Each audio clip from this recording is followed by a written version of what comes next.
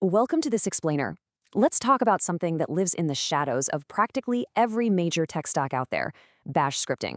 Today, we're going to figure out how to elevate Bash from a quick ad hoc tool into a secure, defensively programmed engineering discipline. If you're working in DevOps, infrastructure, or platform engineering, getting this right isn't just nice to have, it's absolutely vital to the long-term health and security of your cloud deployments. There's this brilliant quote by Henry Spencer: "Those who do not understand Unix are condemned to reinvent it poorly." And honestly, that hits the nail on the head. Bash is essentially the universal glue of the Linux ecosystem. It's everywhere, wiring up disparate tools and handling automation. But when we don't treat it with the same rigorous standards as our compiled code, we end up reinventing basic governance and error handling completely from scratch. And usually, we create massive security vulnerabilities in the process. So, here is our roadmap for today. We'll start with the business of Bash, followed by defensive scripting and governance. Then we'll hit standardizing, structure and style, error handling and execution, modern tooling and linting, and finally, scaling beyond shell scripts. Okay, let's dive into part one, the business of Bash. You know how it goes. It always starts innocently enough, right? An engineer writes a quick 10-line script to automate a backup, just a quick one-off task. But fast forward a year, and that exact same script has mutated. Someone tacked on a loop. Someone else added a remote server sync. Now you're staring at 200 lines of completely undocumented code that's somehow holding up a critical CI/CD pipeline. Suddenly, a tiny quoting bug in that script takes down a production deployment at 3 a.m. The business impact here is huge. We really have to start treating this glue code as critical infrastructure. Moving right along to Section 2, Defensive Scripting and Governance. By default, Bash is terribly forgiving, and in enterprise environments, that's actually a massive liability. If a command fails, legacy Bash just kind of shrugs and blindly executes the very next line. Imagine a script failing to create a directory, but then it just happily proceeds to copy critical files into the void, acting like everything's totally fine. These silent failures cost us real time and revenue. So the shift we absolutely need to make is toward defensive strict modes. We need to engineer our scripts to fail fast and fail loud the exact second something goes wrong. To make that happen, we need to implement a strict mode configuration. First, we use -E or error exit, which stops the script immediately if a command returns a non-zero exit status. Then there's -U or noun set. This is your critical safety net. It exits the script if you try to use an uninitialized variable, saving you from catastrophic typos like running a deletion command on an empty path variable, which, yes, could literally wipe a server. Finally, setting pipe fail ensures that a failure anywhere inside a pipe sequence causes the entire pipeline to fail, rather than masking that error behind the last command in the chain. When you actually put this into practice, that set-E-U-O pipe fail command sits right at the top of your scripts, immediately below the shebang. It acts as an explicitly defined professional header, making this exact string a baseline governance policy across your entire engineering team enforces defensive programming immediately. Seriously, it's the single most effective way to prevent catastrophic silent deployment failures from day one.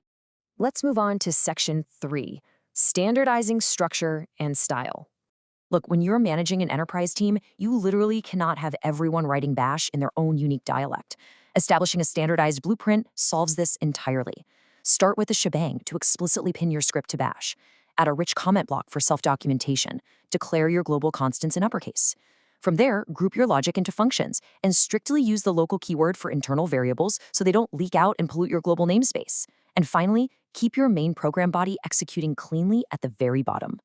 And beyond just the internal structure, standardizing how your scripts interact with end users is a total game changer. Adopting uniform parameter flags across your entire organization provides massive cognitive relief for your engineers. Think about it. What if every custom operational tool in your stock universally used -H for help, -V for verbose output, and -L for logging? You wouldn't have to guess how a tool works anymore. That kind of structural consistency drastically accelerates your operational speed. For the IT decision makers listening, these structural requirements are not just technical nitpicking. They translate directly to system reliability. By eliminating those cryptic magic numbers and enforcing standard structures, we drastically reduce our mean time to recovery. When an incident inevitably happens in the middle of the night, your on-call engineer shouldn't have to decipher a spaghetti bowl of ad hoc scripts. Clean, predictable Bash means much faster fixes, stable pipelines, and dramatically easier onboarding when you're scaling your team. All right, on to Section 4, error handling and execution. Even with strict mode fully enabled, we still have to actively secure the data flowing through our scripts. First off, always quote your variables. Wrapping them in quotes prevents word splitting and globbing, so if a variable accidentally contains an unexpected space, it won't suddenly crash your system. Next, upgrade from single brackets to double square brackets for your if statements. It gives you cleaner syntax and prevents empty variable errors. And this is absolutely crucial. Write your diagnostic logs and errors to standard error, not standard out. You need to keep your primary data streams perfectly clean so downstream tools can actually process them. Which brings us to Section 5, modern tooling and linting. We're all human, right? Manual code reviews are always going to miss things. That's why static analysis is non-negotiable. Tools like ShellCheck act as an automated, highly pedantic peer reviewer. It catches those unquoted variables, logical flaws, and subtle corner cases that teams almost never think to test for. Integrating a linter directly into your CI/CD pipeline enforces governance automatically. It catches semantic problems long before the code ever merges into your main branch. Finally, let's look at Section 6, scaling beyond shell scripts. Here's the million-dollar question every engineering leader eventually has to ask. At what point does a shell script actually become a liability? Recognizing this threshold is a core part of technical governance. Bash is the ultimate glue. It's fantastic for connecting tools and executing sequential operations, but it shouldn't be a web server, and it definitely shouldn't be a complex data processor. If you find your team trying to parse complex JSON payloads, building up multidimensional data structures, or writing scripts that blow past the 200-line mark just to handle heavy business logic, it is time to stop. That is the exact threshold where you must migrate to a modern, robust language like Python or Go.